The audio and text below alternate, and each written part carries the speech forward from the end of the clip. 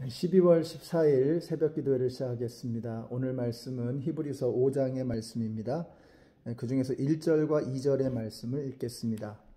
각 대제사장은 사람들 가운데서 뽑혀서 하나님과 관계되는 일에 임명받습니다. 그리하여 그는 사람들을 위하여 예물과 속죄의 희생제사를 드립니다.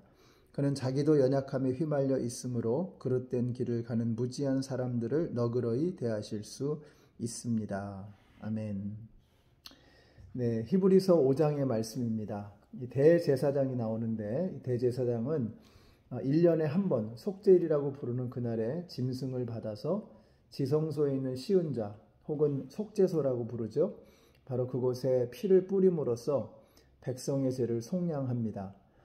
이 일을 맡은 대제사장은 바로 아론의 자손 가운데 취하게 되어 있습니다.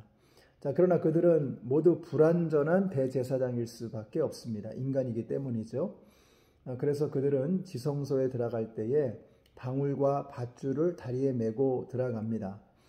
그래서 혹 대제사장이 지은 죄 때문에 죽음을 겪게 되면 그러면 이제 그 소리가 멈추게 되고 방울 소리가 멈추게 되고 그래서 다리에 메고 간 밧줄에 의해서 끌려 나오게 되는 것이죠. 자, 이것이 바로 인간이 대제사장이 되었을 때에 생겨나는 그러한 불완전함의 모습을 드러내는 것입니다.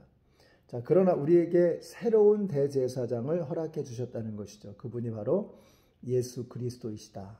그분은 아론의 후손 중에 나오는 것이 아니라 이 멜기세덱의 반차를 따라서 오시는 완벽한 대제사장이다 라고 말씀하고 있습니다. 아론의 혈탕에서 나온 대제사장이 이 땅에서 지명받은 이 땅의 대제사장이라고 한다면 멜기세덱의 반차를 쫓은 대제사장은 하늘의 지명을 받은 천상의 대제사장입니다. 바로 그분이 시간과 공간을 초월하고 또 영원한 완전한 대제사장으로 오시는 것입니다. 그러므로 우리에게 이 말씀은 무엇을 의미하는가? 우리와 하나님 사이에는 어떠한 다른 중보자도 필요하지 않다는 것입니다. 굉장히 중요합니다. 왜냐하면 우리에게는 영원하고 완벽한 중보자가 되시는 예수 그리스도가 계시기 때문이라고 하는 것이죠. 그렇기 때문에 천주교에서 하는 것처럼 신부님에게 찾아가서 자기의 죄를 용서받는 고해 성사를 우리가 하지 않는 것입니다. 마리아에게 자기의 죄를 용서해달라고 빌지도 않습니다. 전에 어떤 기사를 보니까 이 천주교 성도들이 통증을 호소할 때 마리아상을 보여주면 통증이 감소되는 어떤 연구 결과가 있다는 것을 보았습니다. 그것은 마치 일종의 어떤 심리적인 치료와도 같은 것이죠. 마리아 자체에 어떤 힘이 있는 것이 아니라 어떤 심리적인 효과라는 것입니다. 우리와 하나님 사이에는 예수 이외에 다른 어떤 중보자도 필요하지 않는 것입니다.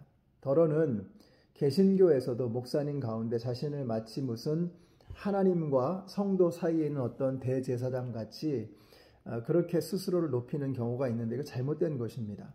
우리는 만인 제사장을 믿습니다. 우리 모두가 다 왕같은 제사장으로 부름받은 하나님의 택함받은 백성들이라고 하는 것이죠. 그래서 다시 한번 히브리서 4장 16절의 말씀을 우리가 기억해야 합니다. 그러므로 우리가 긍휼하심을 받고 때를 따라 돕는 은혜를 얻기 위하여 은혜의 보좌 앞에 담대히 나아갈 것이니라. 우리가 예수 그리스도로 말미암아서 은혜의 보좌 앞으로 시은좌 앞으로 긍휼의 자리로 나아가게 된다는 것입니다. 거기에는 다른 중보자가 필요치 않습니다. 오직 예수 그리스도이십니다. 그러므로 오늘 저와 여러분이 힘들 때, 또 낙심될 때, 또 하나님의 도우심이 필요할 때 다른 어떤 것에 의지하지 마시고 오직 예수 그리스도에게 나아가심으로 하나님의 은혜의 보좌 앞에 나아가서 하나님이 부어주시는 은혜를 마음껏 누리시는 오늘 하루가 되시기를 우리 예수님의 이름으로 축원합니다. 기도하겠습니다.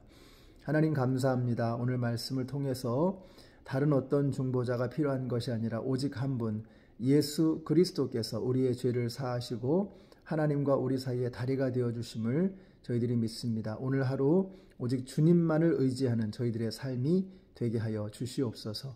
예수님의 이름으로 기도드렸습니다. 아멘.